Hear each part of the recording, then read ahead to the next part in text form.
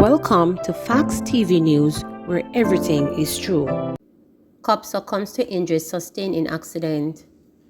A police constable who was involved in an accident in Harborview Friday evening has succumbed to his injuries while undergoing treatment in hospital. The deceased policeman has been identified as Hubert Gale. Reports are that the constable crashed his motorcycle into a parked car. More details soon. Little London murder victim hailed as man of God. A man who was gunned down in Little London in Westmoreland on Friday morning has been hailed as a man of God by his family and the wider community.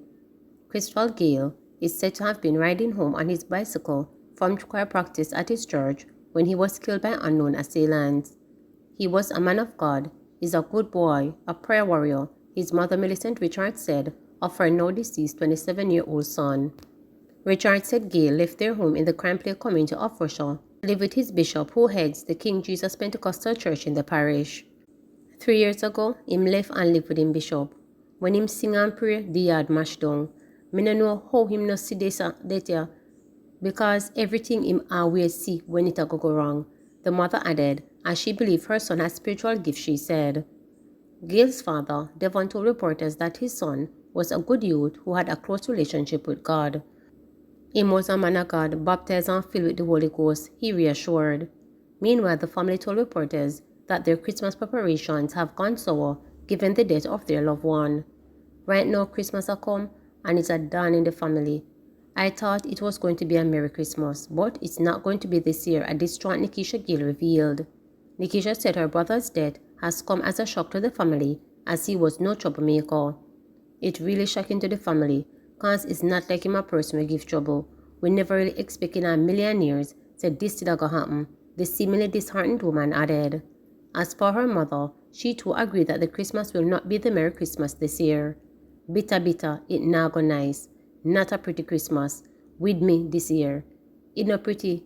We cry, Richard said as she took a glance at her son's photo.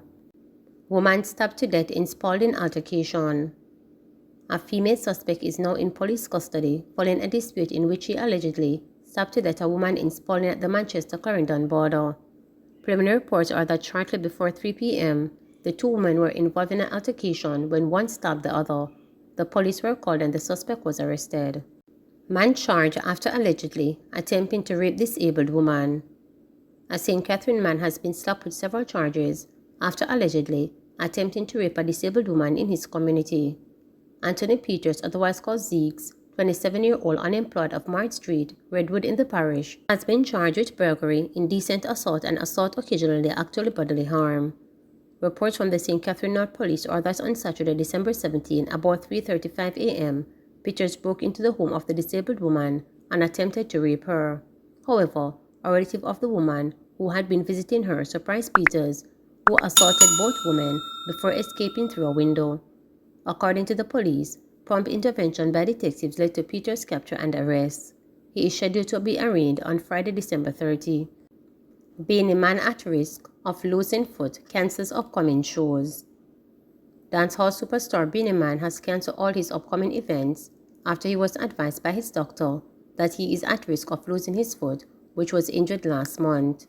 In November, the artist reportedly injured his ankle when a taxi collided with a bike he had been driving in the corporate area. According to sources, the DJ was briefly hospitalized then released. In a video posted on social media on Saturday, Beenie Man's orthopedic surgeon explained the extent of the artist's injuries and what could happen if he did not give his foot the time needed to properly heal. So I'm Dr. Amarali, Mr. Moses' doctor. I'm his orthopedic surgeon. He has an injury to the right ankle, and it is recommended that he stays at home, elevate the foot, because if not, the potential of him losing the foot, possibly an amputation, is very high. So I recommend that he does not travel, not any long distances, and worse, by aircraft.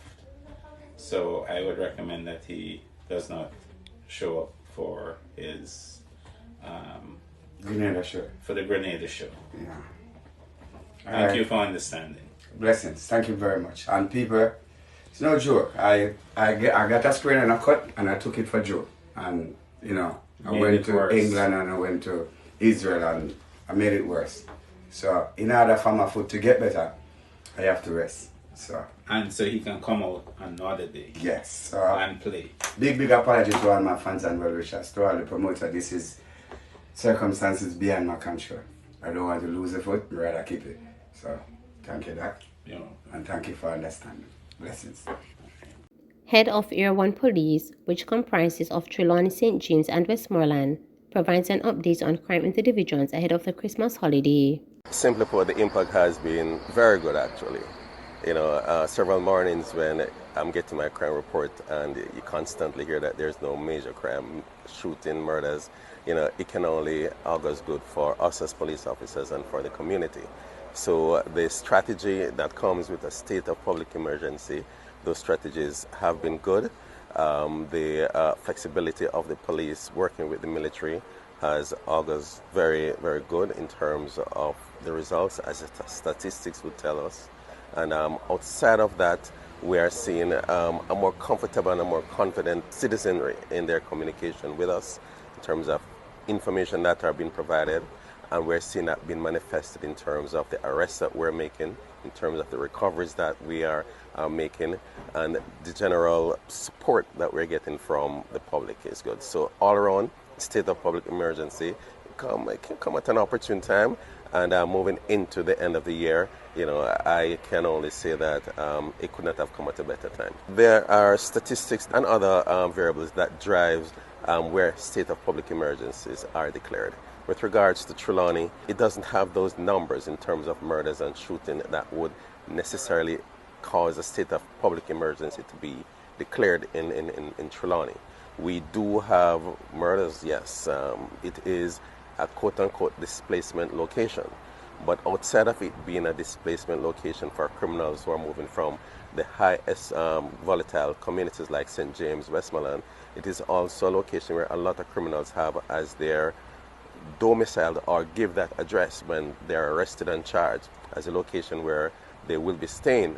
And so part of their conditionality is that they stay in the parish, and when that happens, they're policed. But with regards to the number of major crimes being committed in Trelawney, it certainly doesn't warrant a state of public emergency. Outside of that, when I look at the criminal network in terms of gangs, for example, St. James has in excess of 40 active gangs. You don't have those numbers in Trelawney. Westmoreland has in excess of 13 active gangs, and Hanover similar numbers. You do not have that issue in Trelawney. We do have crimes in Trelawney, we do have a lottery scamming issue, but based on the investigative work by the persons here, the detectives, etc., we're making some good strides where that is concerned. So each quarter, you look at the numbers and you see that the numbers continuously go down and down and down. With the fourth quarter now is giving us some numbers that we're happy to see, and it's all part and parcel of Operation Relentless 2 that is giving us tremendous support and output here as opposed to other divisions. Right. I noticed that Trelawney has a good cross-border policing initiative where they intercept vehicles at the border, possibly persons fleeing from other divisions. Is that a strategy that is going to continue? It is a strategy that will continue. One of the benefits I have in Trelawney here is that the commander was a traffic operative, a serious traffic man back in the day. So that's a constant in terms of his operational posture. So that will continue. We'll continue to have border blocks. We'll continue to have cross-division activity. And so when St. James is doing well, we'll be expecting Trelawney to be doing well, as also Westmoreland and Hanover. So it is that cross-divisional effort and our linked investigation that will continue our posture going into the end of the year and the beginning of 2023. Man stabbed in dispute over goat in St. Catherine. A St. Catherine man has been charged with wounding with intent following an incident in his community on Thursday. Charged is 62-year-old Cleveland Williams, otherwise called Morris, unemployed of High Top, West Prospect in Bogwalk. Reports from the Bogwalk police are that Williams and a neighbor had a dispute over a goat, during which Williams allegedly used a knife to stab the man in his abdomen. The man was taken to hospital where he was treated. A report was later made to the police, and Williams was subsequently arrested and charged after a question and answer session. He is scheduled to appear before the St. Catherine Parish Court on Friday, December 30. Please remember to subscribe, like, share,